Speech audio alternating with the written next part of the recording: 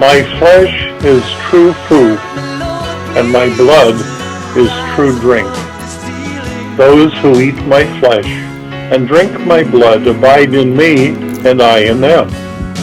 Just as the living Father sent me, and I live because of the Father, so whoever eats me will live because of me.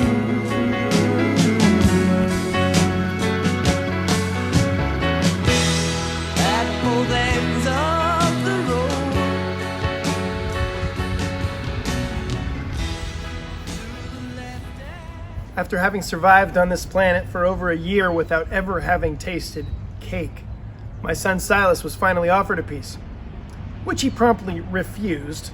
No. Which is understandable, because he's thinking, why would I want that? It looks weird, sort of like dirt. It's clearly very messy. I've been doing just fine without it. Plenty of people seem to be doing just fine without it. And I've even heard it is sometimes used in aggressive and embarrassing interchanges between brides and grooms on their wedding day. I think I'll pass. Well, I think that's the way many people in our world think about religion. It's weird, it's messy, I'm doing fine without it.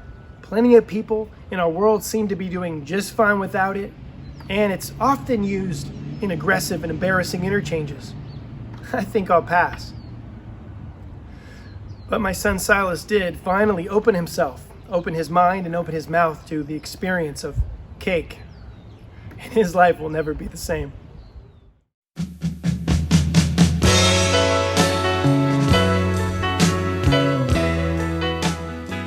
It makes sense to me that people are wary of religion because religion is a vulnerable enterprise. In the same way, my son was wise to be wary of the cake, because eating is a vulnerable enterprise too. Last year, my family took a trip to Seattle to visit my mom. And at one point, my wife and I left our boys with my mom to go to the gym. After the gym, we picked up smoothies for ourselves and one for my mom, and went back to her place, traded the smoothie for the boys, and left. But before too long, I got a text message from my mom telling me that she had had an allergic reaction to the smoothie. Turned out it was the soy. In any case, we went back to her house to find her face shockingly swollen. We rushed her to the emergency room, and, well, at the end of the day, she was okay. But what we had hoped would be a pleasant afternoon sailing with my aunt turned into 5 hours in the emergency room. And I'll never forget what she said to me on the way home. She said, "I will never again put anything in my mouth without being absolutely sure what's in it."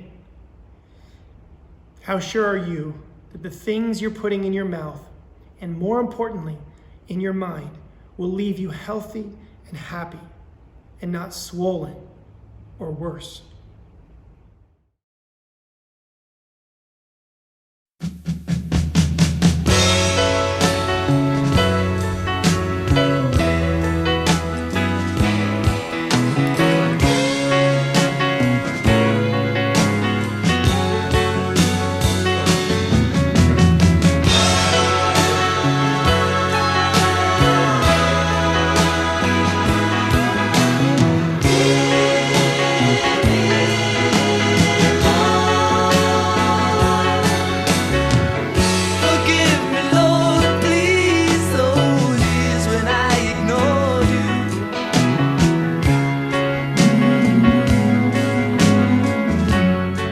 Whatever eating the bread of heaven means, it has to start with you opening yourself to an encounter with Him every single day.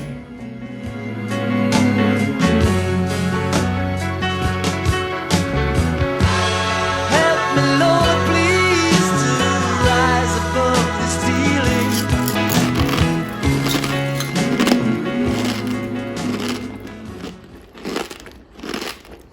Step number 2 is chew.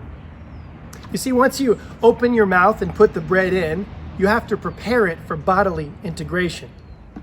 Chewing is the process of preparation for bodily integration. I remember when our sons were infants, my wife and I were terrified that they were going to choke to death because they hadn't learned to chew. And I fear for many infant Christians as well.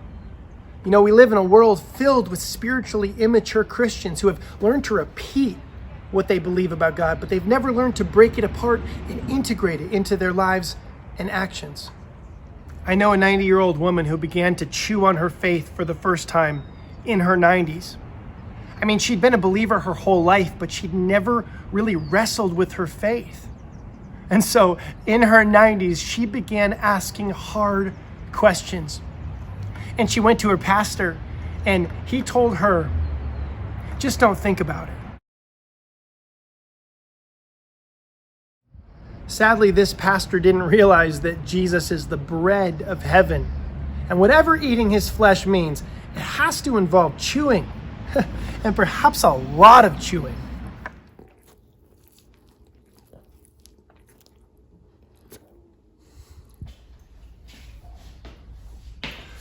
When you chew your food, it becomes integratable. When you chew your faith, it becomes integratable. You know, chewing your food is like your mouth wrestling with your food in order to integrate it into your body. Well, chewing your faith is your mind wrestling with the way you think about God and yourself and your world in order to integrate it into your thought patterns and worldview.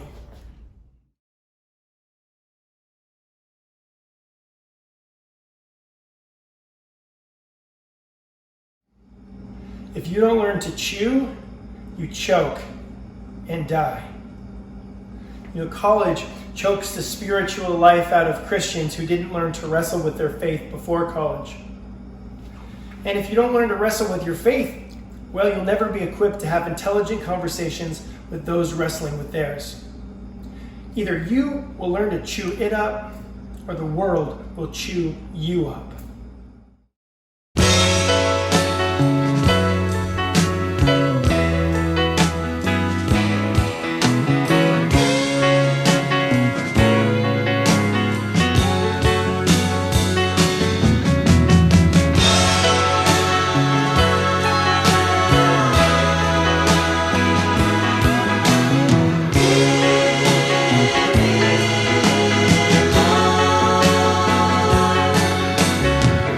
Forgive me, Lord, please, those years when I ignored you.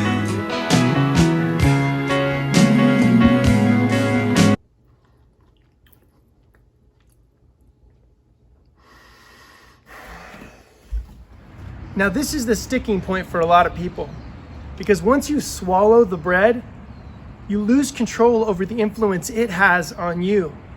And that can be scary. But you'll never learn to eat unless you're willing to risk step number 3. Losing control is a crucial part of the operation. The same is true with your relationship with God.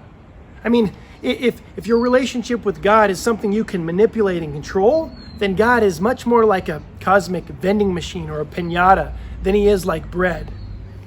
You see, you can't whack bread to get what you want from it. You can't put a quarter in and turn the dial.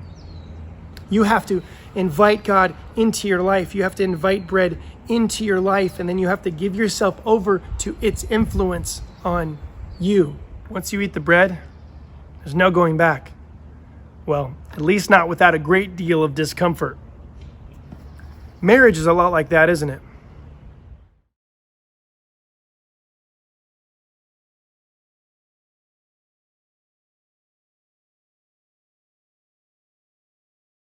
Once you swallow the bread, there's no going back. Well, at least not without a great deal of discomfort. And all intimate relationships are like that.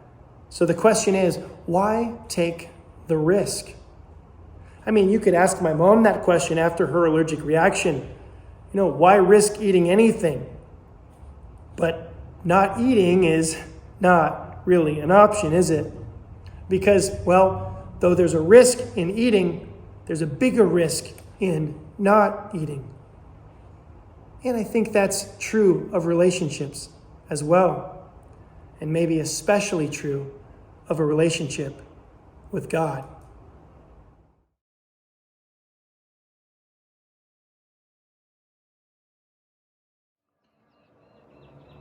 Digestion is a passive process, but there's plenty you can do to affect that process. One of the things you can do is to stay active, keep moving. You can do that spiritually as well. What if you were to make your relationship with God more of an adventure than just a religion? Every relationship can get stale. So what can you do to spicing up the relationships in your life this week? If you're married, what can you do to spicing up your relationship with your spouse? And more importantly, what can you do to spicing up your relationship with God? For some of us, it's time to take our relationship out of the pew and onto the pavement.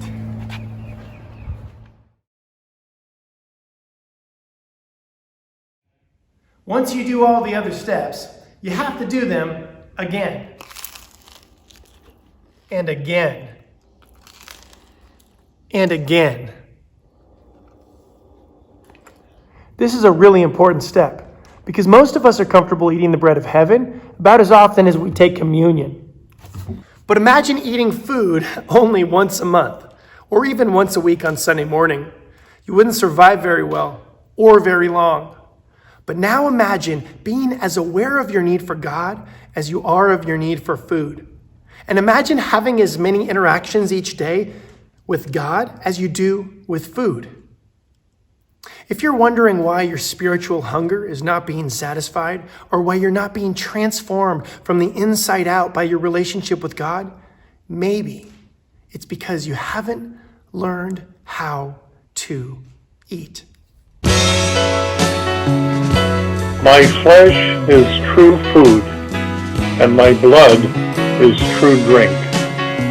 Those who eat my flesh and drink my blood abide in me, and I in them. Just as the living Father sent me, and I live because of the Father, so whoever eats me will live because of me.